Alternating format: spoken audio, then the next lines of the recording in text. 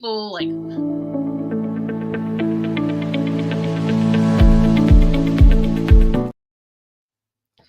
hello, I am here with the amazing Caroline Angel, and we're going to have a quick interview because what we did not realize was that the time zone thing, whatever magic fall thing, changed on the other side of the world, but not here in America yet. So, Caroline, welcome. I know you have to run, and you are looking very dapper. I'm loving the hat. Thank you. It's actually a dressage hat, horse riding, but we have to wear helmets now, so they're all getting repurposed to be a little bit steampunky. Steampunky, I love that. And you write amazing genre. I featured a couple of your books. I don't even remember how many books you have now. How many books do you have? Do you even know? 10. There's 10 out now. 10 out now. Amazing. And so this kind of horror thriller, all things kind of Halloween bump in the night. This is very kind of typical for you in your writing genre. Yeah, I write supernatural horror. I don't do the slashy murderer, serial killer, woman out in her lingerie saying, "Oh my God, I'm hardly dressed. There must be a noise." Because number one, people are scary. People are the scariest things on earth, and I don't do the cliches of the teen slasher because I don't need to. There's enough out there. So you can read true crime if you want to read about slashers and killers. There's plenty of real people out there. I write the spooky stuff that's not going to happen, the things that go bump in the night that really are something strange or something unseen. Minor monsters. And Caroline, you are here super, super early on your Sunday morning, and you are doing. What are you doing today? You're doing something special today. Why don't you share this Yeah, with our audience? this weekend in Australia, and it's a smaller convention, but it's like a pop culture event in a small town called Bendigo. Oh, it's one of our larger towns. It's a small city, and they're a very vibrant town. They try and have a lot of events, theatre productions, etc. They are a gold mining town, so they have a working gold mine that you can go down and visit. I took my grandkids on the last school holidays.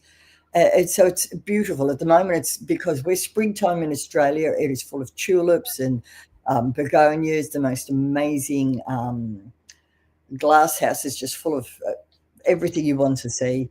And right in the middle of it, in the Royal Showgrounds, is a market, and within that market we have the Pop Culture Expo, where it's one huge building dedicated to everything pop culture, from comics to stickers to cosplay. And there's about half a dozen authors in there. I'm one of the privileged ones to actually be in there and share with one of my fellow authors. And yeah, we're selling our wares, selling our books, meeting our people, doing book signings and some readings. It's fantastic. So I know that you are super busy. As people are getting ready, we're going into the fall, a kind of darker season. What do you think is the best kind of cozy thriller kind of book that you have to curl up in a blanket and drink your favorite hot beverage? Well, I don't think any of my books are cozy. So if you want to curl up and be terrified, um, pardon me, I've been talking so much yesterday that the voice is croaky. Don't know how it lasts today. My latest book, which I don't have a copy of, so imagine it sitting here in my hands, is called The Dead Spot. It's it has just won a major award. It has won the Shadow Award for the Australasian Horror Writers Association, beat out all covers for best novel. And this is, I find it very, very, well, I'm just amazed because it's not a popularity award where people vote readers, you get your mums and dads or your neighbours to vote in. And it's not one that you buy. A lot of awards you see out there are either been voted in, so people may not have ever read the book, they just vote because they like the cover or they're your best friend, or you buy an advertising package with someone and you get an award for whatever tier you bought. So a lot of these books that you see top seller and most customer rated, etc., they've been paid for. So it's almost like false advertising for these awards, whereas the Shadow Award has been judged by industry peers. They read it, blind read it. They don't know whose book they're reading. So you come in there, they come in there blind and they pick what they think is the best book. and I'm so honored that it was mine. And I think it's a good read for everyone there around the world and in America. We're coming into our springtime. We're opposite seasons to you, and this will take you into a late Victorian summer, but it gets you into Australian bush, Australian background. You'll be immersed into life here or death here as we're struggling to beat this dead spot. So that's because it's the winner. I think it's in my latest book out. I think it's a nice one for people to grab to get to know how I write. Great. Well, I just shared a whole bunch of the links to your body of work so that people can check them out, including your newest and latest books, as well as the Madman Across the Water, which is a two-book series, correct? Yeah. Well, it started off as one. That's the first book I ever wrote. It's loosely based on the Slender Man myth, the creepypasta myth. And it was so popular, it outsold Stephen King on several occasions, and I kept getting begged to write the sequel.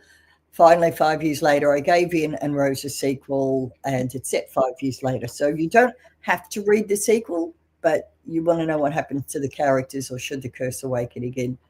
That's where it comes through. Great. So what is your favorite part about writing, but also going out and meeting your audience? Going out and meeting the audience can be difficult because like a lot of people, I suffer from social anxiety. I live alone in a rural area. I could go weeks and weeks with no one but companions like this, and it makes it hard. I get very overwhelmed before I get in there, especially if there's people queued up to come to my table, or standing at the door queuing up just to get the book signings or get a picture with you. Full on imposter syndrome. It's like, what are they doing and why are they coming here? I have people that so support the books and so support my writing that can't wait for another book to come out, or they'll just come and buy if I've changed the cover. They'll come and buy new covers, and it's very humbling and it's very satisfying. I think I like too when people say, "Oh, I don't read horror." I'll say, "Well, come over here, let me show you something," and they'll walk away with 2 or 3 books because it's not what they were expecting. It is a more intelligent read. It is a read very heavily based on characters.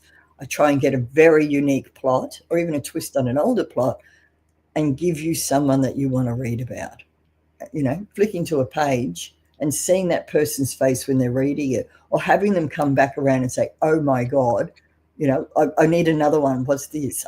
Too many times in 2-day events like this, people will come back the next day and buy out every book I've got because they've read one overnight. And it's so gratifying. It makes you feel like I can do this. I am doing this. I know I can write. I have a degree. I'm doing my master's. I know I can write, but for people to come back and say, yes, you can. It's gratifying. It just fills your soul. It makes you very humble.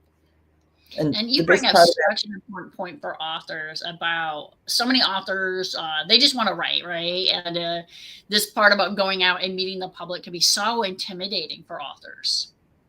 It is, but there's a lot of support. I make sure I didn't get any support when I first started out. There was people on stands either side of me that were just see you as competition.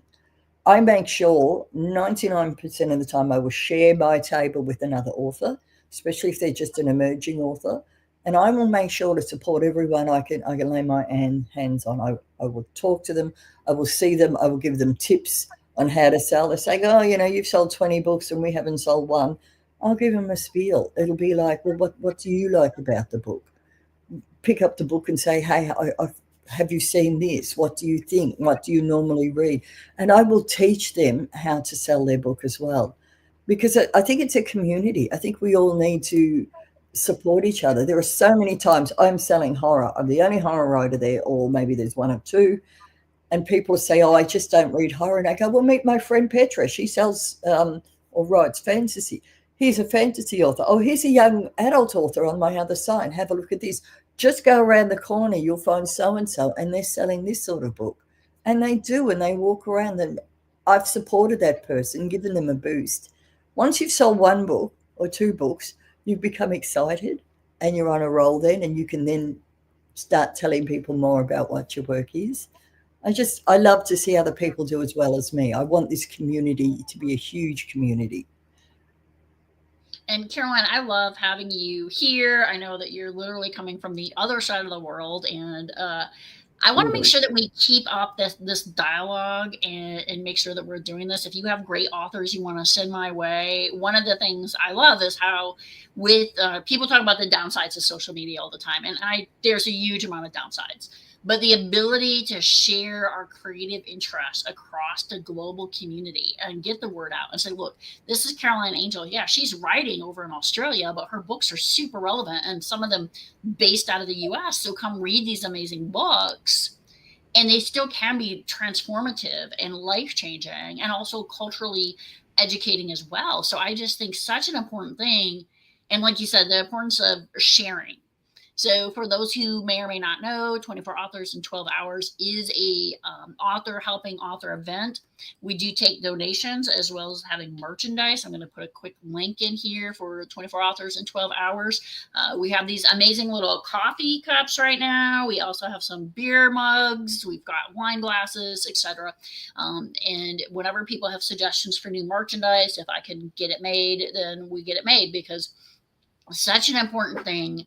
And I do want to just keep sharing. Besides 24 Authors in 12 hours, I also do, and these are, like I said, no cost, but no cost, but time, right? Time's always a cost, which I know Caroline is probably looking at her watch going, I got to get on the road. And, but I also do the author's cut out of cycle to reach out to some of these authors. I know, you have a couple people that I've been trying to sync up with, and I'm going to do that. But keep sending amazing authors my way. Keep doing what you're doing. You are so inspirational to so many people around the world.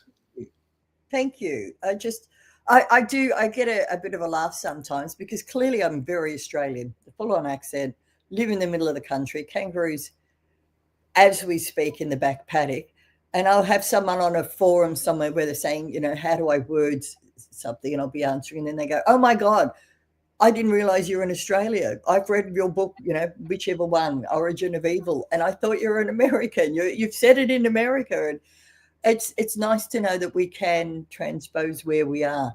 And if I'm writing internationally, you won't find it hard to read my books that are set internationally. And the Australian ones, I give them a very big Australian flavour. It is the language, it is the talk, it is the culture.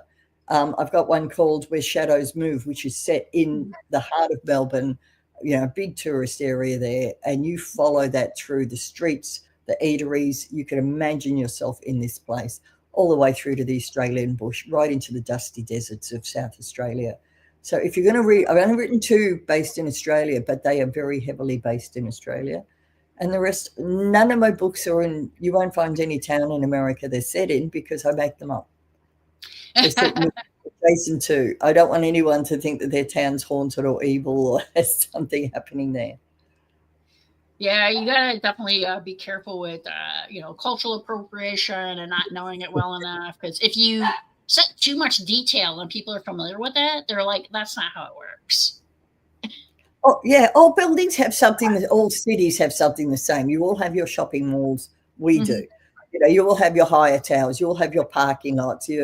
Or parking garages. So we all can relate no matter where we're living. You think, and you can even relate it to the city you're living in. You're thinking, oh yeah, they're at the movie theater or they're at the 7-Eleven. I'm not creating such an unusual space that you won't find it. You will find truth in that in any town, smallish town across America, any smallish town across Australia. We've all got those same basic points that we're hitting. And I'm the sort of writer where I'm writing you your characters and you're almost filling in the setting. If he's walking down the street, I'm not going to tell you that there is a blue board on one side and there's a red step and there's 14 red roses. You're filling in the street in your mind as you're walking with your character because your focus is on him. So it's the way I write. I like you to have the movie going in your mind. And I think this is an important point. We had a writer on earlier, and he really specializes where I would say the city is actually another character, and he writes the Lake Murray murders, and they're so focused it's almost like a scavenger hunt, that when people have read the books and they come to this little tourist area, they're like, oh my gosh, like this was in the book. This is the restaurant in the book. I want to sit in the same booth where the detective sat. And that's a very special kind of writing where, Mm. you know, that becomes a character, whereas your writing is so broad. And I know the one that we read and we talked about last time, you know, it's amazing because you're like a shopping mall with a hotel attached. And you're like, that could be anywhere, right? Like, there are Yeah. so many shopping malls with hotels, you know, it's just, you could just pick that out in your head. And like you said, now you're making it, you're owning that. And then you're putting in these characters and you know, a diner, etc. We only have a few minutes. I know you need to get on the road, and I know it is a very long day. Anything else you want to share with the audience before we close today? Well, I do have to get on my way. I've got to put pants on first because here I am sitting here with no pants. I'm running that late. Do I want to share anything? I'd like you to read my books, please. Get in touch with me. I have a website, carolineangel.com. You'll have links. And tell me what you want to read. I am finishing my master's degree in the coming 12 months. So writing will be a little bit slower, but I'm getting asked for the book you featured last time. I'm getting begged for sequels for that. I also have to write or finish writing book 4 for my series, which is Origin of Evil. So they're the next 2 coming out, but every now and then I'll get an idea for something and it'll just worm its way in there, even though it's not supposed to.